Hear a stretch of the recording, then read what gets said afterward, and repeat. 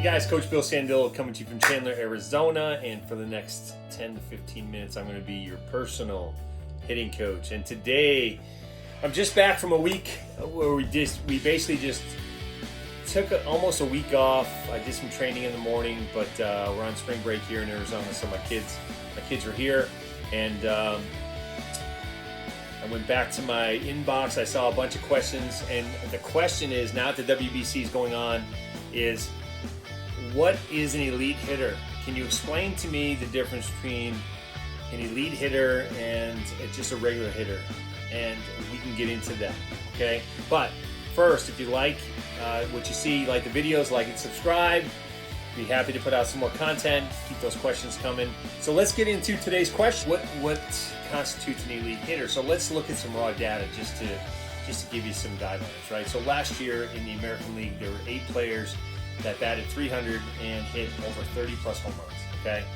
As compared to the National League, where there was only 4 players that hit 30 home runs and batted 300. There were 6 total, but 2 of those guys didn't hit 300. So you look at the 12 players that batted over 300 last year and hit over 30 home runs, they were considered elite, okay?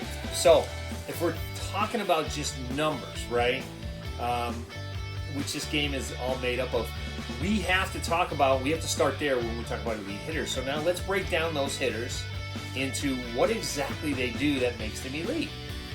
To define those hitters, the 12 hitters that hit over 300 last year and hit over 30 home runs, I think we have to look at the pitching, because a lot has been talked about where the major league average was about 250 last year, maybe even less.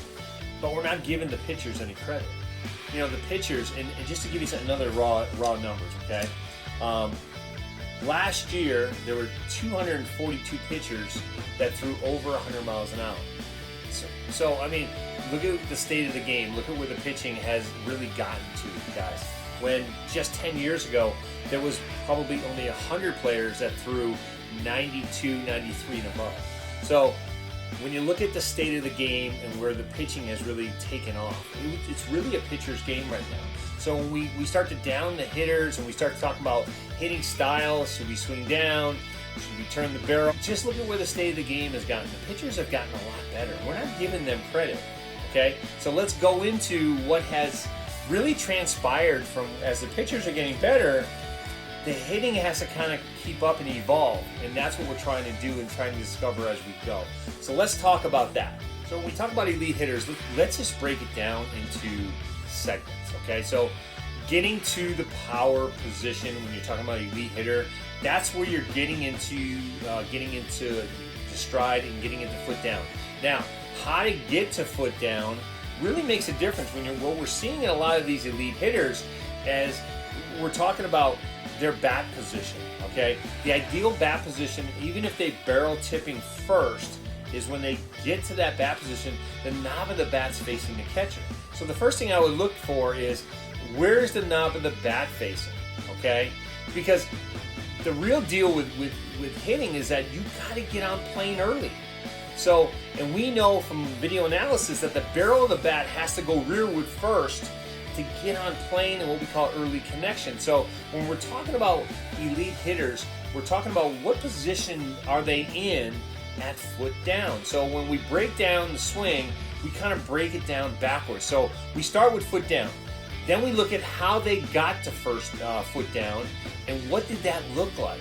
We talk about that hand, shoulder, the leg separation. So we're talking about as they're getting to foot down and striding out, they're getting what we call a scap load, or creating a corner, or getting that elbow. We can see those hands are getting up and their elbows are getting back, because it's a lot easier when you're talking about that first motion back to get on plane. So that's what we look for first, is those hands going back? Did they create a corner? And when they got to foot down. Now the second thing we look for is, when they do get the foot down, where's their weight? A lot of guys I've seen online talk about that all elite hitters start from a 50-50 position at foot down and their nose is in front of their belly button. Well, that's not the case, guys. I can tell you this for a fact. Working with elite hitters, I can tell you for a fact that when you talk about getting the foot down, your weight has to be back. It can look like you're 50-50 from a stance, from where your head position is, but honestly, your weight is centered back. So when you launch the barrel, you're not transferring weight into the hitting zone. And guys that do are usually fooled on off speed. So we usually call that drifting, right? So when you get to that separation and now you're ready to load, there is a drift that takes place with these unathletic hitters, you know, non-elite guys we call them, that basically they drift and then they launch. When honestly, when they get to here and then they launch from the backside, then you know their weight is back. So that's the second thing we look for, is at foot down, is their weight back. Now, if their weight's back, we call that staying one-legged. And now, there's a lot of talk online about staying one-legged or two-legged, but you have to understand what one-legged means. Staying one-legged means that most of your weight is centered on your back leg and not distributed over two legs. We know good hitters launch from one leg, or we consider weighted or back or one-legged. So if you knew what one-legged means, you understand how to stay back. There's a lot of chatter online saying it makes sense to launch the barrel from two legs. You need two legs to do everything. Well, that's not what it means. Being one-legged and launching the barrel means that your weight is back. The other thing about staying back is for adjustability. So when we look at elite hitters, the third thing we look at once their weight is back is, do they have the proper foundation? Are they in the power position to launch the barrel? You know, is it a good athletic position? Is their weight back before launch? Now, as they launch the barrel, all elite hitters launch the bat rearward.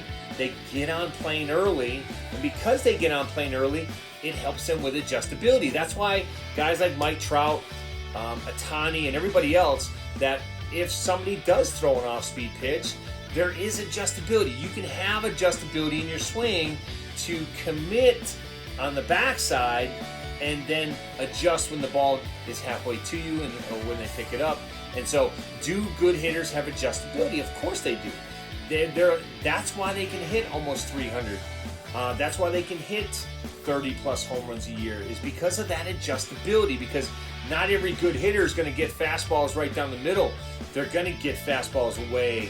They're going to get fastballs in. They're going to get sliders away. They're going to get changeups. They're going to get off-speed pitches that are going to try to fool them to keep them off balance. And that's what hitters' jobs, our pitchers' jobs is to do with hitters, is that pitchers' job is to keep hitters off balance. They don't want them, even though they're sitting on their backside, they want them to shift. They want them to commit early and have their hands drift. And that way they know they're not going to hit with any power. So the third thing, obviously, is adjustability. When their weight is back, when they're getting on plane early, they have adjustability as they launch the barrel to make adjustments in their swing plane to get the ball as it enters the hitting zone. Okay, guys, so we talked about a lot of things. We talked about getting to the power position. We talked about the stretch, the separation as you stride, knob to the catcher's feet, to the bat angle of the bat. We talked about being in an athletic position when you launch the barrel. We talked about adjustability. We talked about all these things that make up elite hitters, but they all do certain things. And that's they have adjustability on multiple pitches. They're able to stay weighted, they stay balanced, they stay back, they stay one-legged. However you want to call it, right? They all get to a position, an athletic position, before they launch the barrel and make their decision to swing. If you like what you heard, you like these videos, like and subscribe. I'd be happy to put out some more. Keep those questions coming. I got a lot of questions to get to, and I appreciate your feedback. Guys, have yourself a great week. I'll talk to you soon.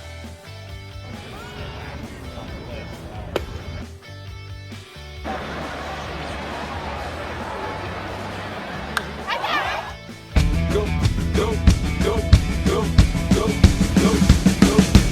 Pimps in the crib. ma, drop it like it's hot. Drop it like it's hot. Drop it like it's hot. When the pigs try to get at you, park it like it's hot. Park it like it's hot. Park it like it's hot.